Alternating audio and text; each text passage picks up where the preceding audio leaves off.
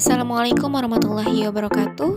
Salam sejahtera, salam hangat dari saya, Kiki Handini, yang merupakan mahasiswa UIN Sultan Maulana Hasanuddin Banten, Fakultas Syariah, jurusan Hukum Tata Negara. Di sini saya akan mereview atau membahas mengenai mata pelajaran atau mata kuliah yang sudah saya pelajari dari pertemuan kedua sampai dengan pertemuan ke-6. Selamat mendengarkan. Baik, di sini ada kebijakan seorang pemimpin tergantung pada kemaslahatan. Nah, di sini terdapat suatu kaidah tentang kebijakan seorang pemimpin tergantung pada kemaslahatannya ini, yang memiliki arti di mana dan bagi orang-orang yang menerima atau mematuhi seruan Tuhannya dan mendirikan sholat sedang urusan mereka atau diputuskan dengan musyawarah antara mereka. Dan mereka menafkahkan sebagian dari rezeki yang benar yang kami berikan kepada mereka. Nah, kemudian di sini terdapat suatu konsep maslahah, di mana memelihara tujuan syara atau dalam menempatkan hukum dengan cara menghindarkan kerusakan dari manusia.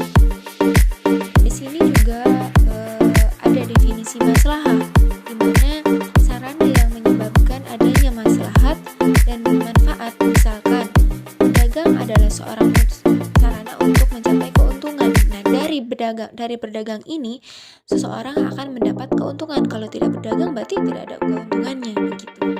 Kemudian di sini terdapat prinsip kepemimpinan. Menjadi seorang pemimpin juga harus ada prinsipnya. Yang pertama, prinsip tauhid. Pemimpin harus bertauhid. Kemudian prinsip musyawarah. Seorang pemimpin harus menjadi pemimpin yang bisa menjadi seorang penengah, begitu. Apapun yang dilakukan harus dilakukan dengan musyawarah. Kemudian yang ketiga ada prinsip keadilan, harus adil tentunya. Kemudian yang keempat ada prinsip kebebasan, tidak ada kekangan atau aturan tersendiri. Kemudian ada pemimpin yang baik menurut Islam. Islam juga memiliki kriteria bagaimana harusnya pemimpin bersikap, bertindak, dan lain sebagainya. Itu yang pertama, beriman dan bertakwa.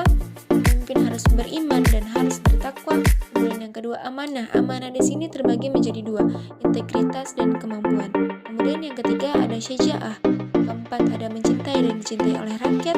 Dan yang kelima uswatun hasanah. Kemudian di sini ada korupsi, di mana ada suatu kaidah tentang korupsi yang berbunyi Bismillahirrahmanirrahim, ma haramu ahluhu haramu ya'tauhu, yang artinya tiap-tiap sesuatu yang haram diambil maka juga haram diberikan. Nah, dari hakikat kaidah tersebut, dari hakikat kaidah korupsi, para ulama menemukan beberapa istilah dalam Al-Quran dan hadis yang mengartikan dan unsurnya sama terkandung dalam pengertian korupsi, di mana yaitu yang pertama ada gulu, kemudian ada riswah, ada gosok, ada khianat, ada sorikoh, dan hirabah. Salah satu contoh kasus korupsi di mana dalam kehidupan sehari-hari atau bermasyarakat kita sudah tidak asing lagi dengan korupsi. Contoh kecilnya saja, ketika kita meminta kepada orang tua kita uang jajan, atau kita ada keperluan membeli buku, aturan buku itu harganya 50.000, kemudian kita melebihkan menjadi harga 100.000, atau ketika kita meminta galang dana, kita menghasilkan uang 3 juta, malah yang kita ambil, yang kita berikan hanya 2.500.000. Nah, yang 500-nya dikorupsikan. Solusinya di sini kita salah satunya bisa dengan pelestarian moral keagamaan, di mana dengan mempelajari keagamaan di situ dalam agama pun dijelaskan dan diharamkan untuk korupsi, sehingga hal tersebut bisa meminimalisir kasus korupsi.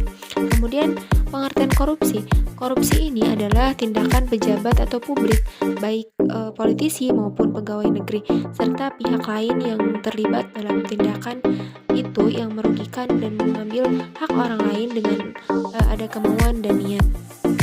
Akan tetapi di sini dalam arti luasnya bukan hanya untuk pejabat publik saja. Nah, korupsi ini bisa terjadi dimanapun dan kapanpun tergantung dengan niat dan kemauan kita. Baik, selanjutnya yaitu setiap perkara tergantung pada niat. Nah, di sini terdapat sumber atau dalil kaidah serta makna kaidah. Nah, di sini makna kaidah dari kaidah setiap perkara tergantung pada niat ini terdapat, yaitu dalam kaidah ini memiliki arti bahwasannya setiap perbuatan yang dilakukan tergantung pada niat yang dimunculkan. Nah, kemudian kita harus tahu dulu nih, apa itu niat. Niat ini sendiri adalah bentuk masdar dari akar kata nawaitu yang maknanya adalah bermaksud atau bertekad untuk melakukan sesuatu. Di mana kita bisa melakukan niat, yaitu di dalam hati.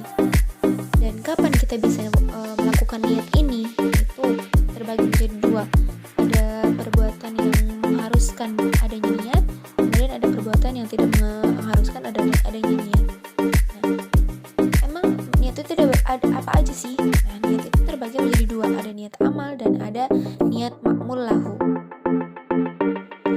Baik, yang terakhir yaitu ada keyakinan tidak bisa dihilangkan oleh keraguan.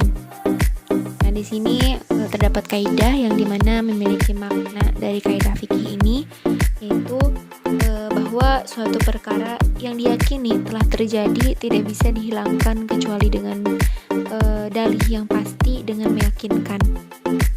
Kemudian dari makna ini sendiri ada sumber dalil dari kaidah fikih. Kaidah fikih, keyakinan ini dilandasi banyak ayat dalam Al-Quran dan hadis Rasulullah SAW. Di antaranya ada firman Allah QS Yunus ayat 36 dan lain sebagainya. Tidak hanya dalil dan dari Al-Quran dan hadis saja yang dilandasi kali ini, kaidah ini, akan tetapi para ulama telah sepakat tentang penerapan kaidah ini. Nah, di mana salah satunya yaitu ada Imam Al-Qarafi, di mana yang menyatakan bahwa kaidah ini telah disepakati oleh para ulama dan bahwasannya setiap hal yang diragukan dianggap seperti tidak ada.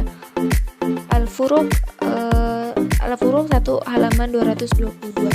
Kemudian kedudukan dari kaidah fikih.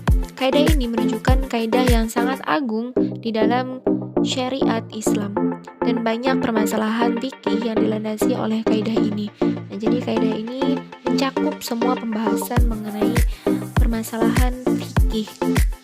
Nah, kemudian contoh penerapan kaidah fikih. Yang pertama, apabila seorang telah yakin bahwa sebuah pakaian terkena najis, akan tetapi dia tidak tahu di mana atau bagian mana yang terkena najis ini.